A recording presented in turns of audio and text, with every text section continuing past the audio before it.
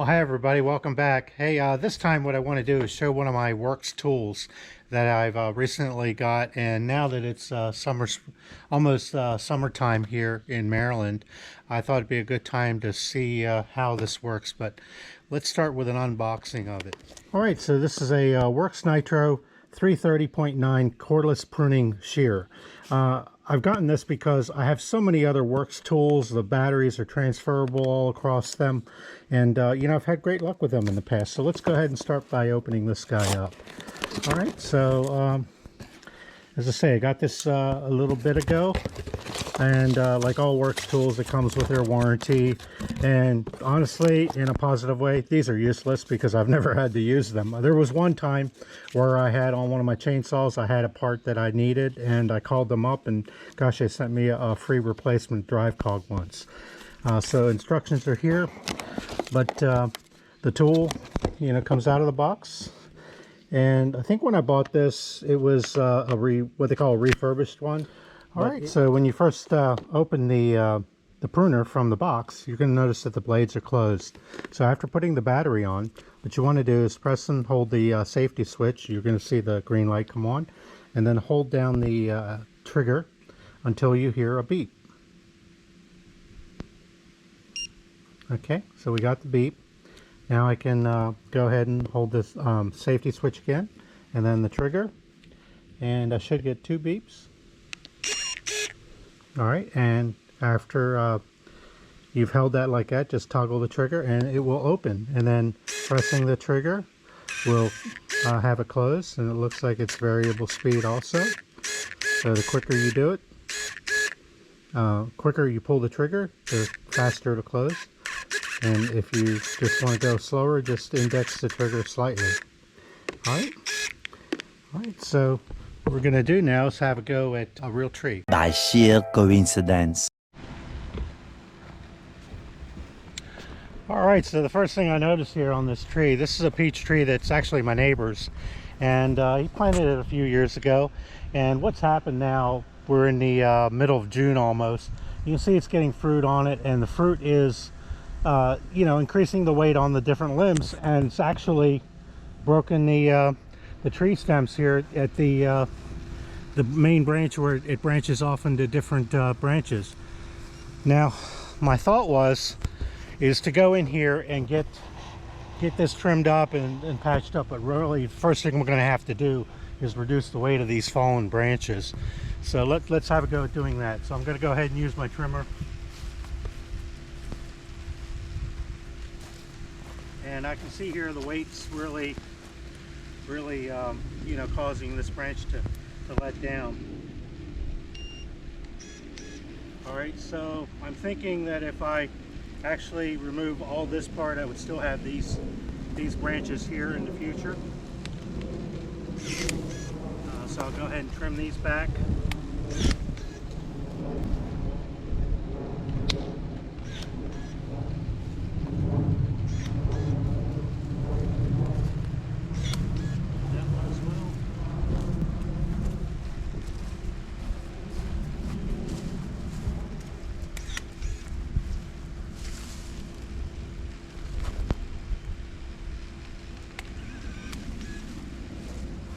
All right, now I just want to show a close-up of how these shears are working, okay?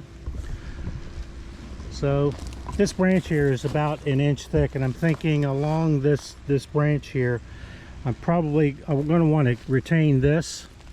So I'm going to go ahead and try to cut it here. Now this is about an inch thick. So let's have it go. Okay. And struggling with that a little bit, and I'm actually going to come over to the other side of it.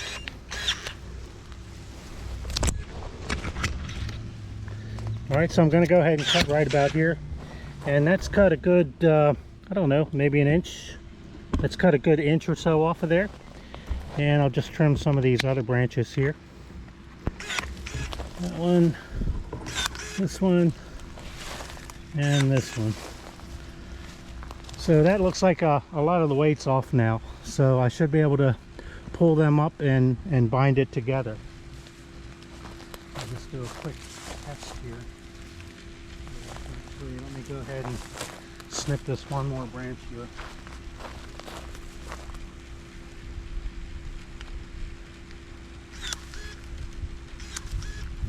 Yeah, it should be better. Alright, so I think I have the tree trimmed as much as I can as far as reducing branches on it. So next step is I'm going to go ahead in here and bind this back together, probably wetting it up a little bit to get that sap moving again. A few minutes later. Alright, so what I've done, I've gone ahead and picked these two branches that have fallen down. So I tried a ratchet strap to go around here, but the ratchet straps I have are just too big and they can't really close this off. So what I'm going to do is just use some silicone tape here once I get this up and try to get it bound up. So let me get my tape ready.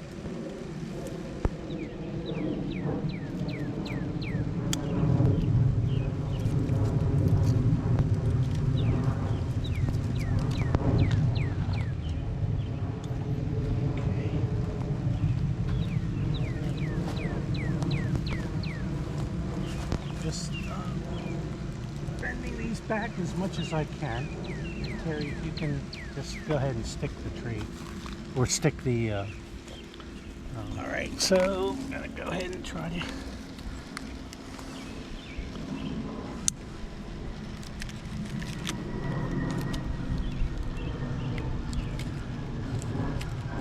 okay, trying to get these pieces up. Okay. Start to peel off.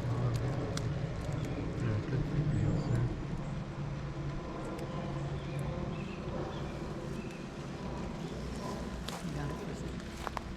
Got it? Oh yeah, go ahead. You go ahead, do it too. And just wrap it around. Oh, here you go. I just need to get it started. Okay, it's started. Got it. Alright, so I really need 3 or 4 hands to do this. Okay.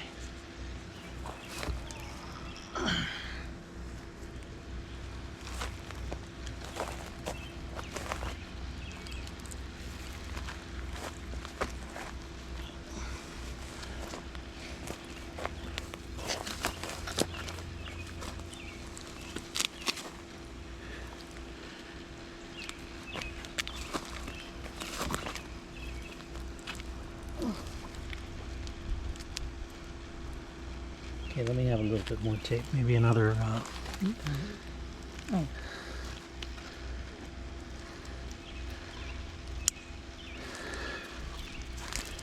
Thank you.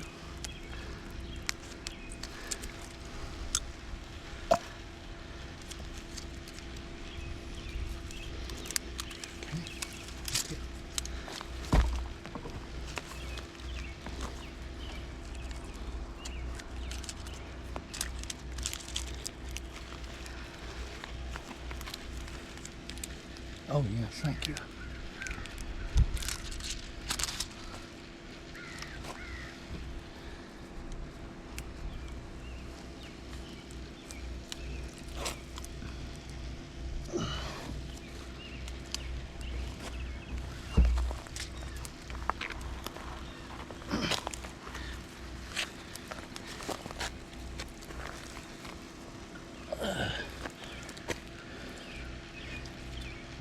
Okay, so this silicone tape's really nice. Once you overlap it like that, it really grabs it nicely.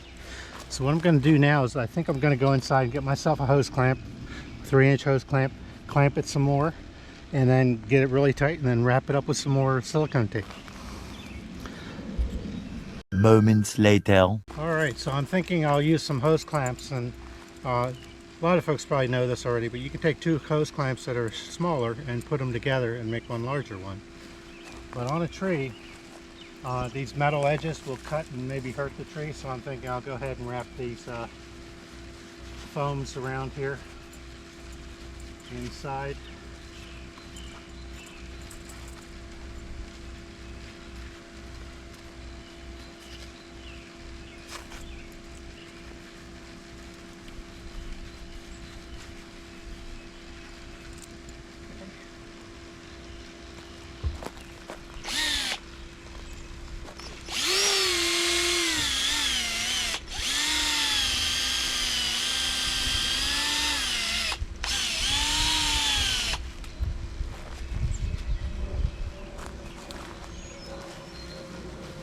this up as high as I can to bind all three of those guys together.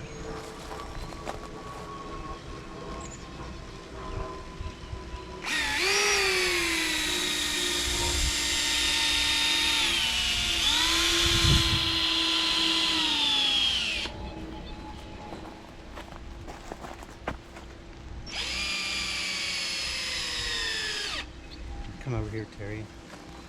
Zoom in up here. I'm going to show how that comes in. So you can see as I'm tightening this, that gap will close up.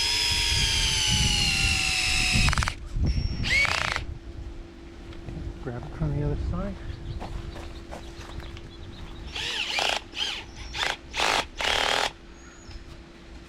Okay, but I think I'll come back and maybe do one more clamp around here. And then I'll probably also put like a wet rag up here and then water it every few days just so some water seeps in here. Okay, but hopefully that will help the tree.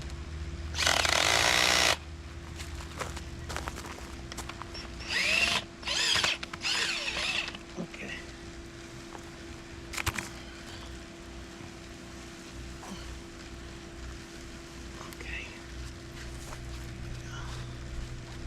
Okay. All right, well, with some luck, I think this will hold. As I say, I'm going to go ahead and get one more set of clamps and probably come up this way and one that way, so two more sets of clamps.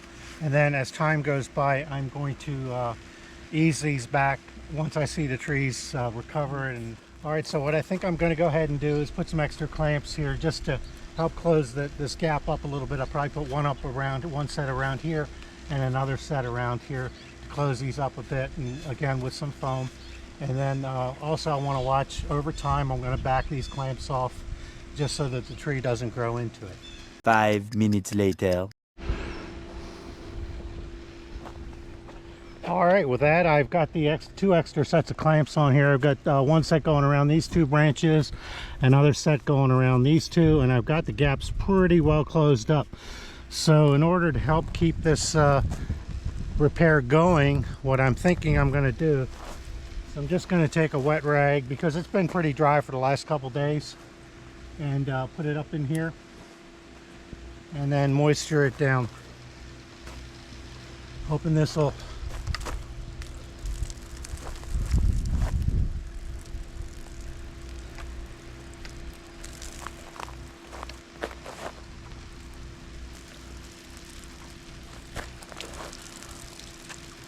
with a bit of luck that will get the tree reset. And what I'll do is I'll come out here for the next day or two and just water up this rag, just get a little bit of moisture back into the tree bark, and hopefully it'll come back. It'll need a little more trimming, but for now I don't want to stress the tree out anymore. Well, all right, well, thanks everybody for watching. Hopefully this will help somebody instead of, you know, just cutting the tree down and ruining the tree. This will give someone the idea to at least try to recover the tree somehow. I mean, they are fruit trees. They do, if nothing else, give not only us fruit, it gives the animals some fruit as well. All right, well, thanks for watching everybody. Bye for now.